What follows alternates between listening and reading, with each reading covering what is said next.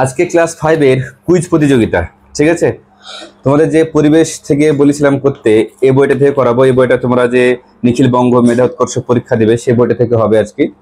তো এর আগে তোমাদেরকে কুইজের নিয়ম বলা হয়েছিল, তোমরা অলরেডি জানো, কয়েকবার খেলেছো তোমরা, তো নতুন করে বলতে হবে না। তো সময় থাকবে 10 সেকেন্ড। 10 সেকেন্ডের মধ্যে উত্তর দিতে হবে, যেহেতু এক কথায় উত্তর। আর ABCD করে সাজানো আছে, যে এ প্রথম প্রশ্ন তার হবে, এভাবে ঘুরবে, ঠিক আছে? এ কে? তাহলে আমরা শুরু করি।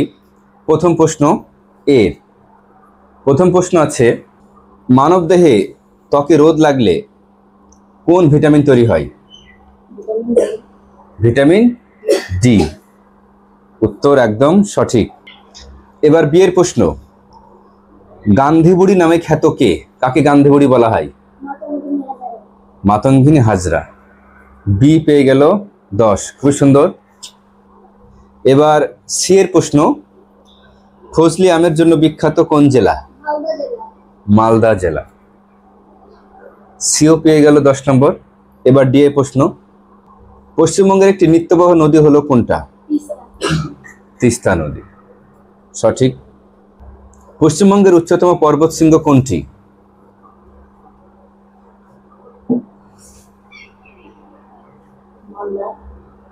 আনসার ভুল। নেক্সট।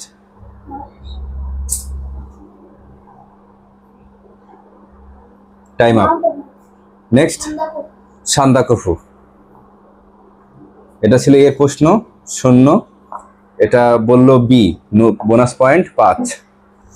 এবার কার প্রশ্ন? বি এর প্রশ্ন, একটি সমুদ্রের মাছের নাম বলো, যে মাছ আমরা সমুদ্রে পাই। কি বললে? সার্ডিন, একদম সঠিক উত্তর। বি পেয়ে গেল 10। এবার সি এর প্রশ্ন, রেশম কীট পালনের জন্য যে গাছ আমরা ব্যবহার করি সে গাছের নাম কি? তুত গাছ, একদম সঠিক উত্তর। এবার ডি এর প্রশ্ন, বিশ্ব পরিবেশ দিবস পালিত হয় কোন তারিখে?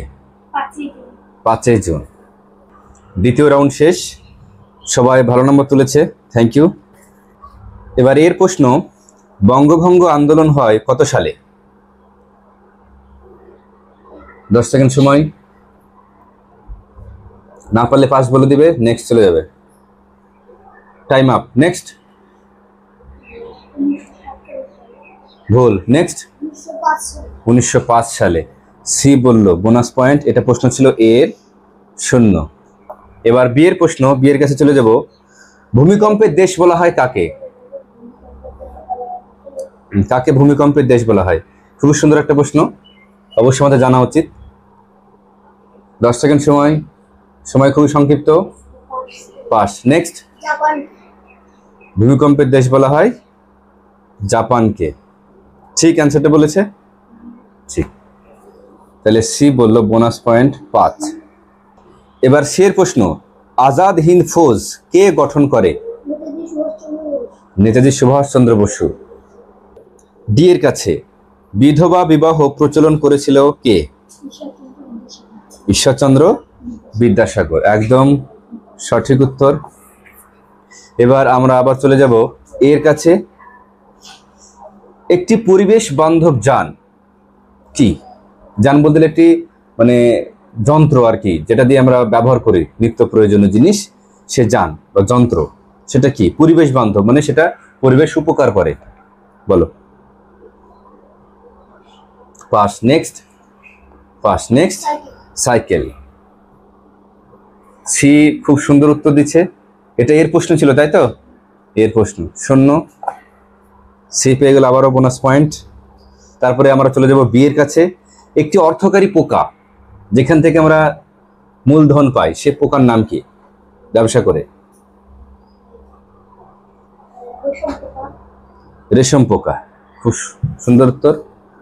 বি পেয়ে গেল 10। এবার চলে যাব সি এর কাছে, কাগজ প্রথম কোন দেশ ব্যবহার শুরু করে? চীন দেশ। খুবই সুন্দর। সি খুবই সুন্দর নাম্বার পাচ্ছে, অনেকটা এগিয়ে গেছে সি সবার থেকে।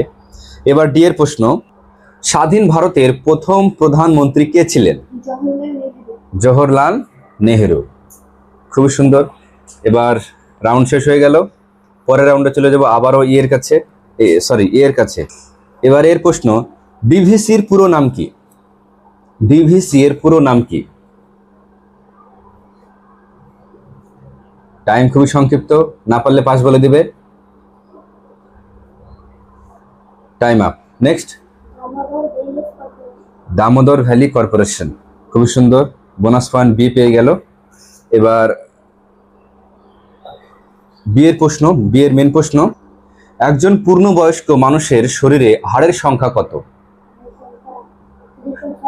206টি, খুবই সুন্দর। এবার সি এর প্রশ্ন, কোন গাছের ছাল থেকে ম্যালেরিয়া রোগের ওষুধ তৈরি হয়? সিংকোনা গাছের ছাল থেকে, খুবই সুন্দর। সি সবার থেকে এগিয়ে আছে, থ্যাংক ইউ, ভালো লাগছে। যাই হোক, সবাই উত্তর কম বেশি দিচ্ছে। তারপর ডি এর প্রশ্ন, ডি, পশ্চিমবঙ্গের একমাত্র তথা ভারতের প্রথম আইআইটি শিক্ষা প্রতিষ্ঠানটি অবস্থিত কোথায়? খড়গপুরে। এবার এর প্রশ্ন, আমাদের পশ্চিমবঙ্গের সর্বোচ্চ পর্বতশৃঙ্গের নাম সান্দাকফু, তার উচ্চতা কত? তার উচ্চতা কত? ভুল উত্তর। নেক্সট,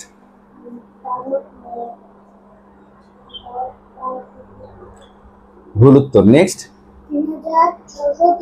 3630 মিটার, খুব সুন্দর, পুরোটা বলতে হবে, মিটার বলতে হবে, ঠিক আছে। এবার বিয়ের প্রশ্ন, হারভেস্টার একটা যন্ত্র, সেটা দিয়ে কি করা হয়? ধান কাটা ও ঝাড়া দুটোই হয়, খুবই সুন্দর। কোন জিনিসের উপস্থিতির জন্য চামড়ার রং কালো হয়? মেলানিনের জন্য, খুবই সুন্দর। অস্থি সন্ধিতে দুটি হাড়কে জুড়তে সহায়তা করে কি? লিগামেন্ট, একদম সঠিক উত্তর। আবারও চলে যাব এর কাছে, ভারতবর্ষে প্রথম সাধারণতন্ত্র দিবস চালু হয় কত সালে, কোন তারিখে? এর প্রশ্ন, না পারলে পাস বলে দিবে। নেক্সট চলে যাবে, টাইম আপ। নেক্সট, ভুল। নেক্সট, 26শে জানুয়ারি। দেশের মানুষকে হাতে কলমে শিক্ষার কথা বলেছিলেন কে, কোন মহাপুরুষ? ভুল। Next, next, Swami Vivekananda. এবার কার প্রশ্ন? সি এর প্রশ্ন, তাই তো। সি এর প্রশ্ন, ওআরএস বানাতে কি কি লাগে?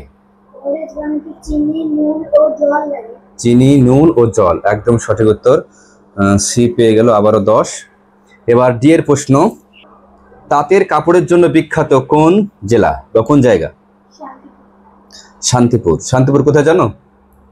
নদিয়া জেলার শান্তিপুর, একদম সঠিক উত্তর। এবার আবারও চলে যাব এর কাছে, রবীন্দ্রনাথ ঠাকুর আশ্রম বিদ্যালয় প্রতিষ্ঠা করেছিলেন কোথায়? না পারলে পাস বলে দিবে। নেক্সট চলে যাবে, টাইম আপ। নেক্সট, কলকাতা, ভুল উত্তর। নেক্সট, শান্তিনিকেতন। এবার বিয়ের প্রশ্ন, টাইগার হিল পাহাড় অবস্থিত কোথায়? নেক্সট, দার্জিলিং জেলায়। এবার সি এর প্রশ্ন, আমার সোনার বাংলা গানটির রচয়িতা কে? রবীন্দ্রনাথ ঠাকুর, একদম সঠিক। এবার ডি এর প্রশ্ন, পশ্চিমবঙ্গের কোন জেলা লাল মাটির জন্য বিখ্যাত? বীরভূম জেলা, একদম সঠিক উত্তর। এর প্রশ্ন, মানব শরীরে রক্ত ছড়িয়ে দেয় কে? মানব দেহে রক্ত ছড়িয়ে দেয়, ভুল। নেক্সট,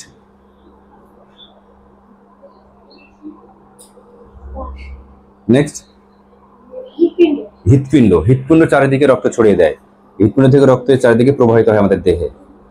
সর্বপল্লী রাধাকৃষ্ণনের জন্মদিন পালিত হয় কি দিন হিসাবে? শিশু দিবস হিসেবে, উত্তর ভুল। নেক্সট,